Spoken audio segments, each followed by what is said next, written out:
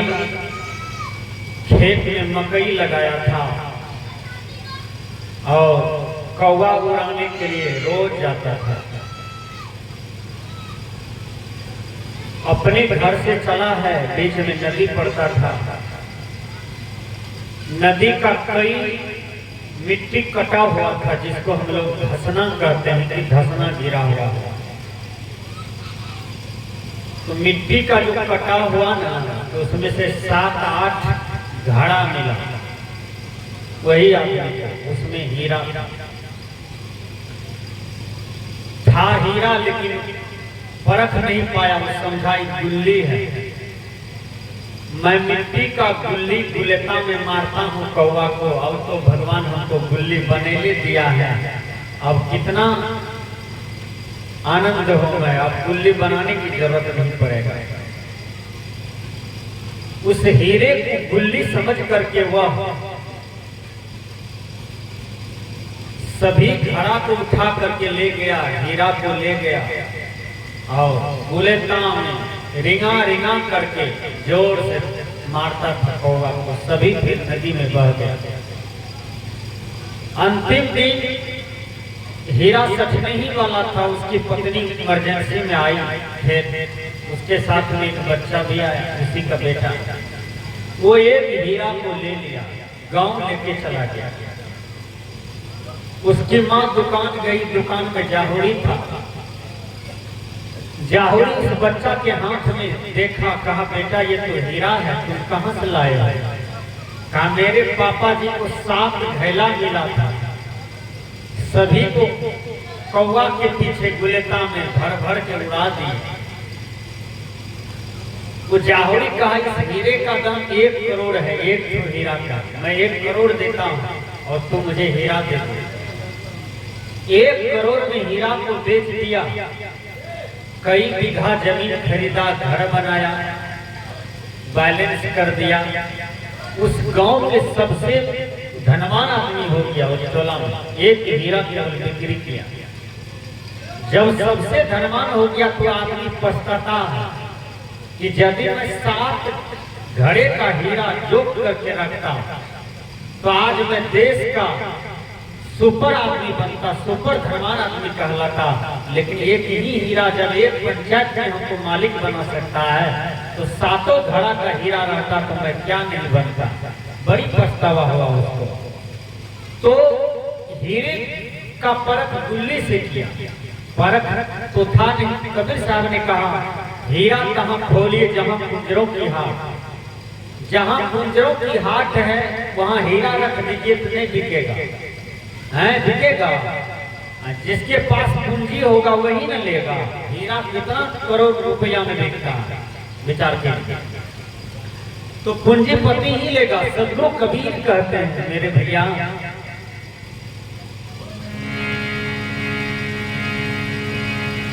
अपने जीवन को उपमा कबीर साहब हीरा से दिया कि तुम्हारा भी जीवन हीरे की ही तरफ महंगाई है। अपने जीवन को रंगाओ गुरु के ज्ञान में। काहे ना रंगायो गोरी,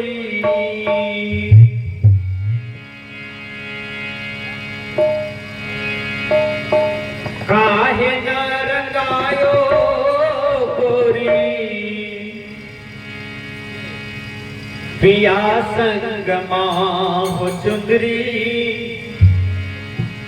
पिया संग माह चुंदरी, काहे न रंगायो गोरी, 5 रंग माह चुंदरी, काहे न रंगायो गोरी।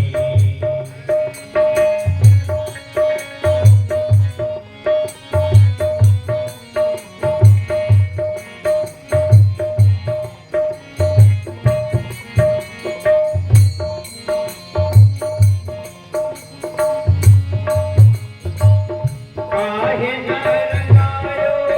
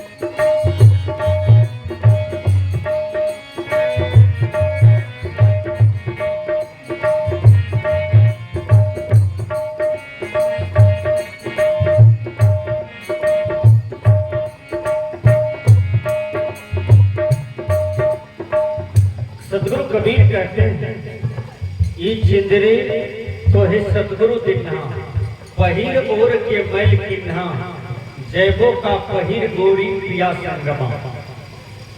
सुंदरी का मतलब जीवन होता है, यानी ये जीवन सतगुरु की कृपा से मिला है। और इस जीवन को हमने पहिर करके गंदा किया। कहाँ गंदा किया? तो विषय वासना में गंदा किया। सतगुरु कबीर कहते हैं जिस विषय वासना में हम अपने जीवन को गंदा किए हैं, गुरुवर कबीर कहते हैं उनका त्याग कर दो। एक गांव में एक पनखौकी थी, ध्यान से सुनिएगा। तो नंबर 1 पनखौकी थी, पान खाने में सबसे आगे, लेकिन कोई उस गांव में मर्द पुरुष बच्चा बुजुर्ग कोई उसको पनखौकी नहीं कहते थे। सबको जलन होता था कि हर दिन पानी खाता था। तो लोग नाम लेकर के फलमा गांव का था तो गांव का नाम लेकर के उसको बुलाता था, लेकिन कोई उसको पनखौकी नहीं कहता था। उसकी आत्मा में था कि जिस दिन जो आदमी हमको पनखौकी कह देगा उस दिन हमारा जीवन धन धन हो जाएगा, लेकिन कोई कहता नहीं था उसको। वो पनखौकी सोचने लगी कि हमको कोई पनखौकी नहीं कर रहा है, आखिर कारण क्या है? तो वो सोचा कि हम कहवा ले, ये बुद्धि क्यों न लगा दें। तो बुद्धि लगाई, वो चली गई दुकान सामान लाने के लिए। गांव में दुकान था, सामान लाने के लिए गई। इधर क्या किया, चूल्हा जला दिया, भात बना रही थी, अधन टपक रहा था, पानी खौल रहा था। तो संठी का आंच लगा दिया। संठी चूल्हा में जलते जलते जलते, फूस का घर था, बगल में एक टट्टी था, वहां संठी को सटा दिया था। तो चूल्हा से जलते जलते संठी जलते जलते आया, टाट में धर दिया। टाट में आग लग गया, टट्टी जलने लगा, फिर घर जलने लगा, हिंदोर हुआ, पड़ोसी में हल्ला हुआ, चारों तरफ से लोग छूटा। तो लोग पूछते थे कहाँ आग लगा है, कहाँ आग लगा है? तो सब गुस्सा के मारे कहे वही पनखौकी के घर में, वही पनखौकी के घर में, वही पनखौकी के घर में। अब पनखौकी दुकान के आगे में बहुत बड़ा द्वार था। पनखौकी हंसल हंसल द्वार सड़क पर जाए, सड़क पर से यहाँ दुकानदार के छत्ती में आ जाए।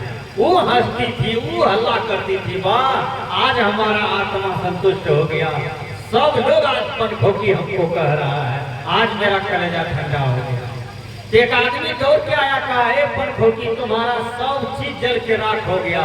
कहा हुआ तो हुआ, लेकिन पनखौकी तो कह दिया लोग, आज हमारा कलेजा ठंडा हो गया।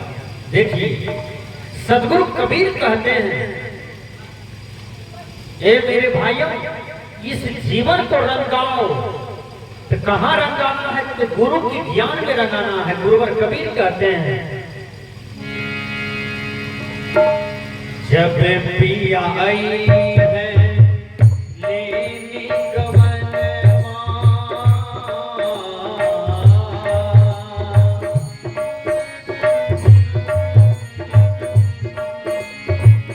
जब पिया आई है लेनी गवन एक गुण चलता तोरे बहन माँ।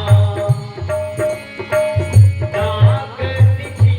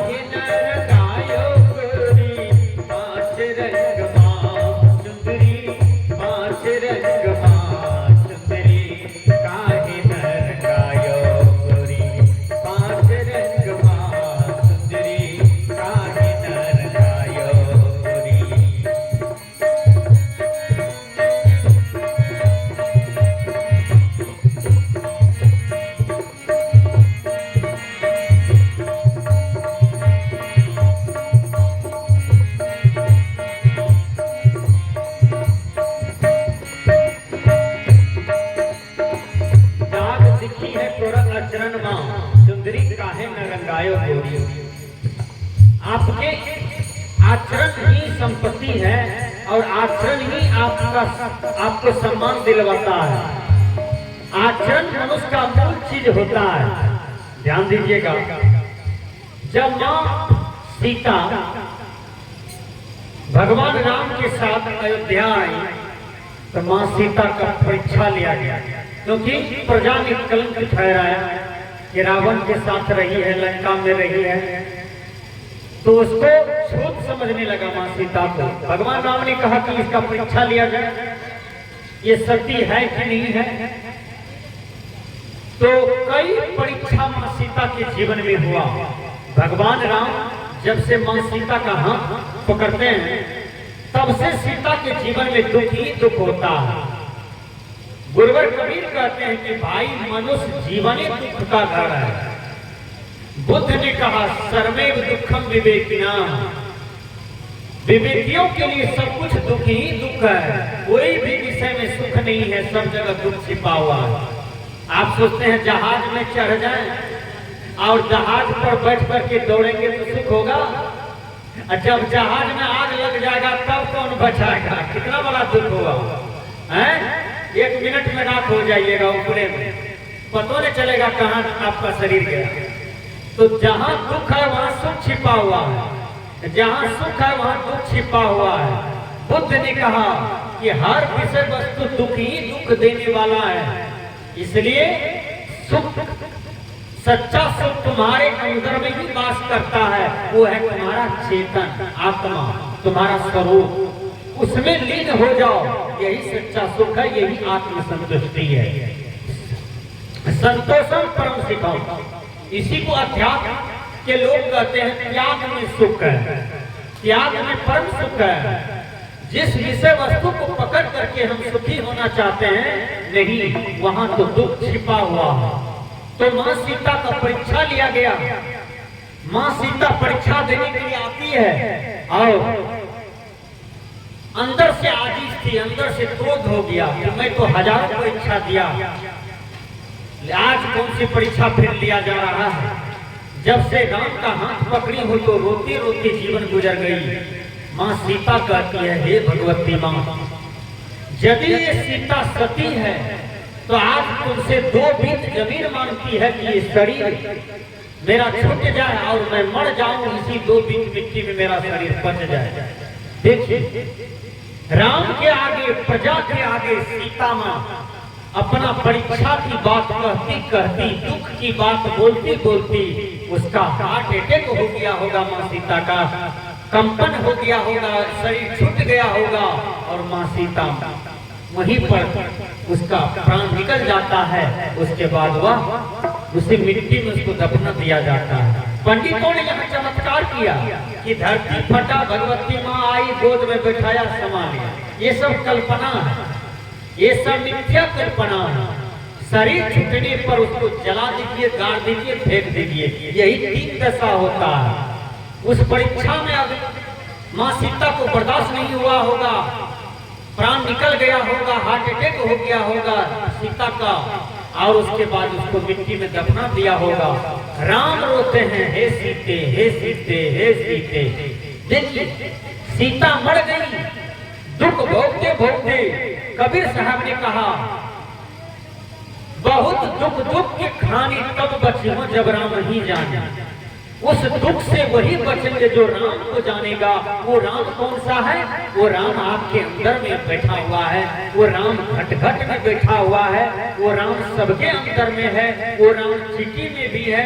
एक छोटा छोटा साधारण जीव जंतु में निवास करते हैं, इसलिए सब में राम को, सब में परमात्मा को देखना चाहिए। यही गुरुवर कबीर का संदेश है। आइए, कहत कबीर सुनो भाई साधो,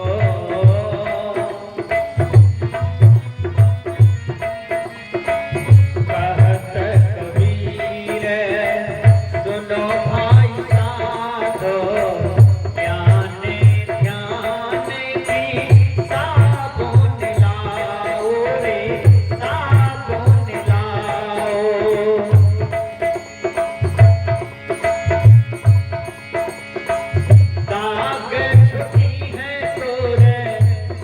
कहते हैं दाग तब छूट जाएगा जब ध्यान की साबुन आप ले लेते हैं गुरु से। दाग छूट